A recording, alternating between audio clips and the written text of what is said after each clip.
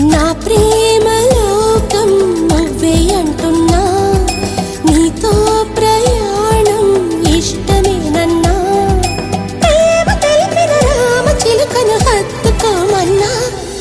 చెప్పాలనుంది చిన్న మాటైనా, ఆగనంది దాగనంది లోలోన, ఇన్నాళ్ళ నుండి ఉన్న మాటైనా, ఇప్పుడేగా చెప్పమంది ప్రేమైనా.